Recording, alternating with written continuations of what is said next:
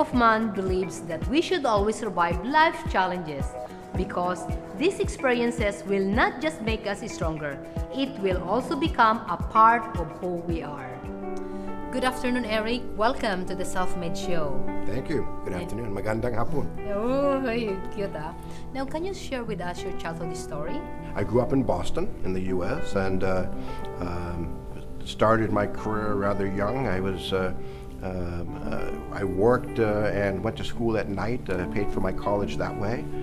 Started off in manufacturing and worked my way up through the ranks and eventually into customer service and sales, and I've been very fortunate. I've traveled to 43 countries and I've worked in about 30. So who pushed you or who inspired you?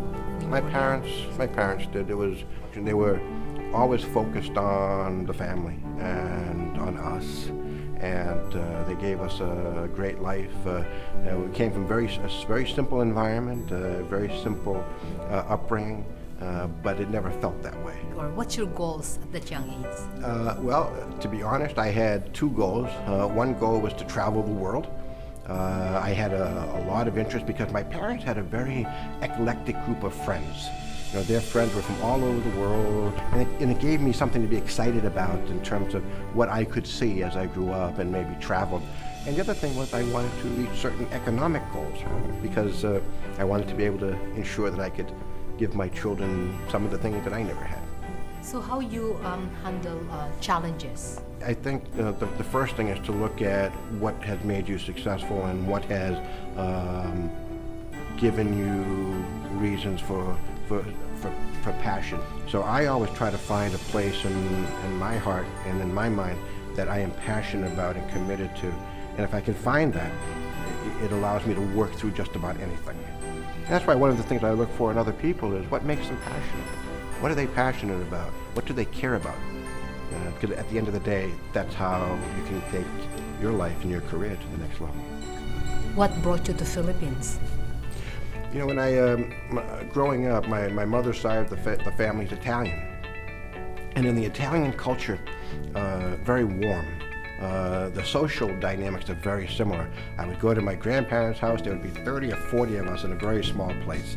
But it would be 4 or 5 generations, and we would talk and hug and share stories around the kitchen and around food. But that feeling is something that I felt again when I came to the Philippines and started to become real friends with some Philippine families, and it made me feel like some of what I treasured, some of what I felt was really important in life, I could also experience here. So I became interested in the Philippines long term as potentially a place to live and work. So what's the best talent that Filipino have that you see? I see a lot of my employees who and people that I've worked with in the past in the Philippines who are really passionate about things, and so I love the passion that they have around growing and learning and sharing, and it's a tremendous workforce, something that I've really come to appreciate. What's your best advice for our future leaders?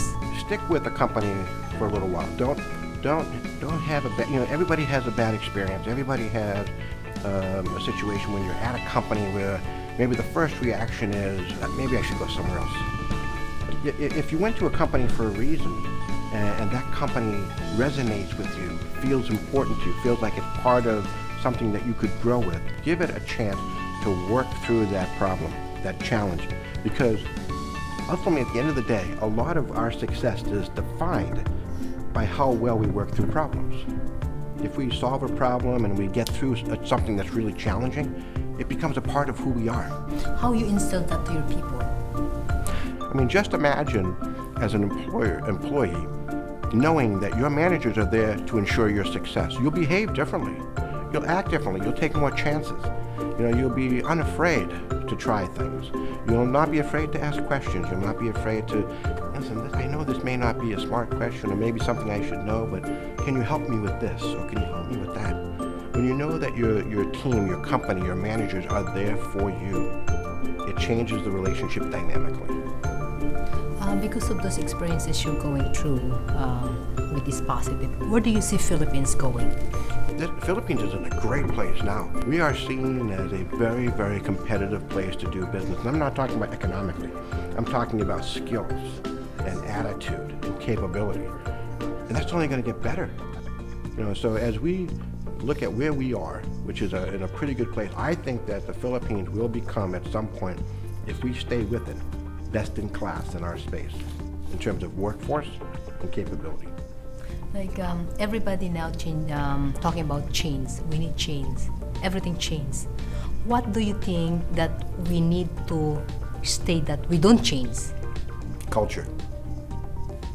Don't be afraid to embrace the history and culture of who you are. So the diversity of who we are here in the Philippines and where we came from, I think is very, very important. So I hope we don't lose that. So if you can take that and you can layer that in with more education, more of that available to all people, there's no stopping what we can do here in the Philippines. Do you consider yourself successful now? No, not really. I consider myself a very fortunate guy who is in a position to help people. And I don't necessarily look at that as successful or unsuccessful. To me, what's more important is being happy with what I do and adding value with people around me. So I guess if that's successful, if that's how I define success, then I'm in the process of trying to be successful. Well, Eric, thank you very much for Maraming those salamat. information. Thank you. And you touch our heart. Thank you. Maraming salamat. Nice meeting you. Nice meeting you. Thank you. Ingat. Every success has its struggles. Every dream has its trials and tests. Listen to their stories, because if they did it, you can also be called self-made.